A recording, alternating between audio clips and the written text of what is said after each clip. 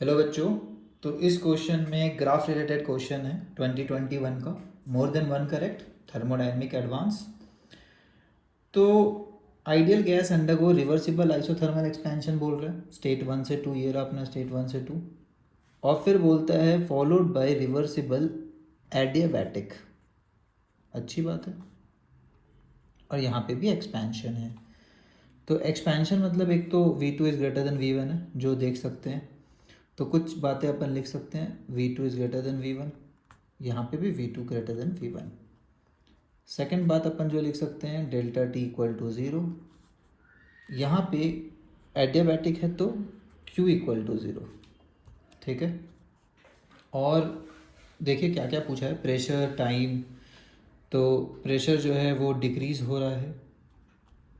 हम लोग को पता है प्रेशर के साथ वॉल्यूम का जो ग्राफ आता है वो कैसा आता है, आइसोथर्मल और एडियाबैटिक का, ये अपन पढ़े हुए हैं, इंट्रोडक्शन वीडियो में भी इंक्लूडेड है। एच और एस के बारे में बात कर देते हैं। तो एच जो होता है, क्योंकि एच और एस ग्राफ में दिख रहा है, डेल्टा एच जो होता है वो होता है N C V delta T. तो इस वाले केस में वो होगा ज़ीरो। ज़ीरो मतलब H is constant, H one equal to H two. इस केस में देख सकते हैं कि एच जो होगा, delta H is equal to N C P delta T. अब एक बात कंफर्म है, अगर टेम्परेचर की बात की जाए तो यहाँ पे टेम्परेचर जो होगा वो डिक्रीज़ होगा। क्यों होगा decrease? Adiabatic expansion leads to cooling. ये अभी तक तो याद हो जाना चाहिए, पुराने क्वेश्चन पे भी अपन देखे थे ये। ठीक है। तो T2 is smaller than T1 है। तो ये डिक्रीज़ मतलब ये कम हो रहा है, ये कम हो रहा है मतलब ये नेगेटिव आएगा, मतलब H2 जो आएगा वो H1 से छोटा आएगा। तभी तो H2 माइनस H1 नेगेटिव आ रहा है। H2 H1 से छोटा आएगा। ठीक है, इतनी बातें हो गई। इंट्रॉपी के बारे में बात कर लेते हैं। डेल्टा एस क्या होता है? रिवर्सिबल आइसोथर्मल में हम लोग को पता है कि डेल्टा एस में दो टर्म्स होता है। वैसे तो ये क्यू रिवर्सिबल बाई टी होता है, और क्यू जो होता है वो होता है डेल्टा यू, अगर आपको पूरे मेथड से ही चलना है।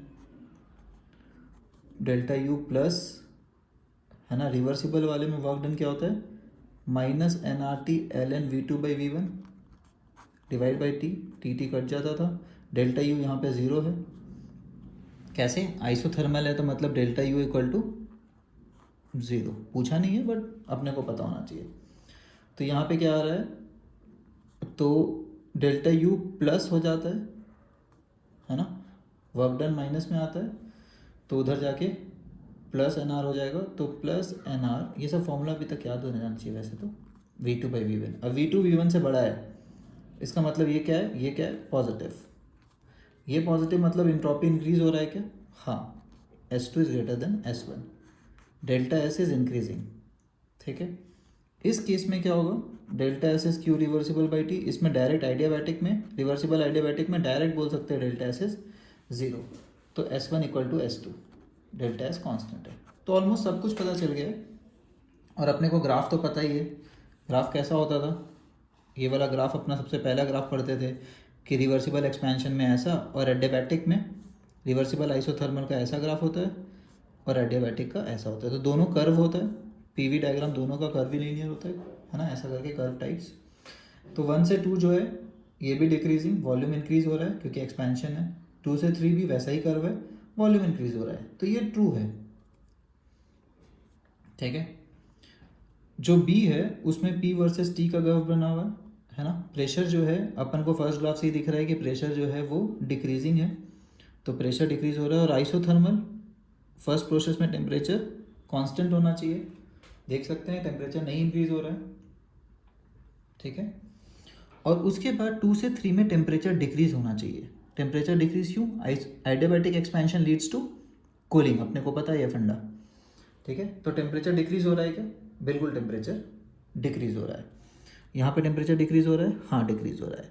तो क्या लग रहा है, बी कर्व अपना सही है कि नहीं है? तो लॉजिकली तो लग रहा है कि बी भी सही सही जा रहा है।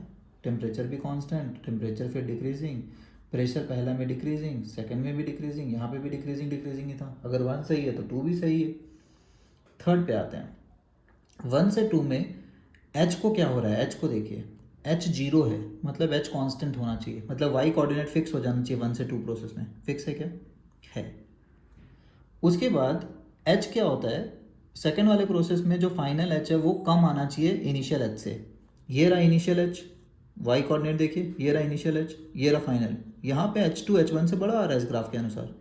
2 से 3rd वाले प्रोसेस में H2 बड़ा आ रहा है, विच इज़ रॉन्ग। तो दिस वाला पार्ट इज़ रॉन्ग, ऐसा हो ही नहीं सकता। H2 जो है छोटा आना चाहिए, क्योंकि टेम्परेचर डिक्रीज होता है तो H2 मतलब डेल्टा H नेगेटिव आया है, मतलब H2 कम आया होगा H1 से। ठीक है, फोर्थ कर्व, 1 से 2 में टेम्परेचर कांस्टेंट, क्या आइसोथर्मल था? हाँ था। क्या इंट्रॉपी 1 से 2 में इंक्रीजिंग है? इंक्रीजिंग होना चाहिए था, ये इंक्रीज हो रहा है। एक्स कोऑर्डिनेट देख सकते हैं, एक्स कोऑर्डिनेट ये था, फिर ये हो गया। इंक्रीजिंग है क्या? इंक्रीजिंग है, S2 is greater than S1। 2 से 3 में बात करें तो टेम्परेचर डिक्रीज होना चाहिए, हाँ। एडियाबैटिक एक्सपेंशन में कूलिंग होता है तो डिक्रीज हो रहा है टेम्परेचर, वाई कोऑर्डिनेट डिक्रीज। और क्या एंट्रोपी फिक्स है सेकेंड वाले प्रोसेस के लिए? जी हाँ, S1 इक्वल टू S2 आना चाहिए, क्योंकि डेल्टा S 0 आता है। ठीक है, तो ये भी करेक्ट हो गया। तो हमारा आंसर आया A, B और D।